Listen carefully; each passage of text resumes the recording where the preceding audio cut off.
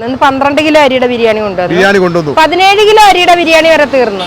ഇപ്പൊ ഞാൻ തിരിച്ചോണ്ടാ പോന്നെ, സന്തോഷത്തോടാ പോന്നെ. ഞാൻ ഒരു ബിരിയാണി വിറ്റ ദിവസമുണ്ട്, അവിടുന്ന് ഞാൻ തിരിച്ച് ഇവിടെ ഇരുന്ന് കരഞ്ഞേച്ച് പോയ ദിവസമുണ്ട്. എനിക്ക് ജീവിക്കണമെന്നുള്ള വിചാരം, എനിക്ക് ഇതിനകത്തെങ്കിലും ജീവിച്ചു പോയെങ്കിലേ പറ്റത്തുള്ളൂ.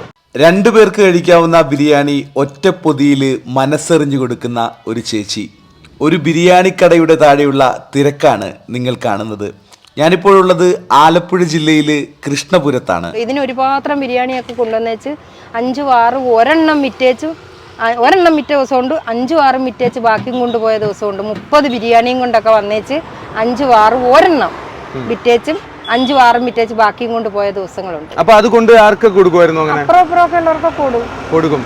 അപ്പൊ ചേച്ചി ശരിക്കും പറഞ്ഞു കഴിഞ്ഞാൽ വിജയിപ്പിക്കണോ എന്നുള്ള ഒരു ലക്ഷ്യമായിട്ട് തന്നെയാണ് ഇറങ്ങിയത്. എനിക്ക് ജീവിക്കണമെന്നുള്ള വിചാരം, എനിക്ക് ഇതിനകത്തെങ്കിലും ജീവിച്ചു പോയെങ്കിലേ പറ്റത്തുള്ളൂ.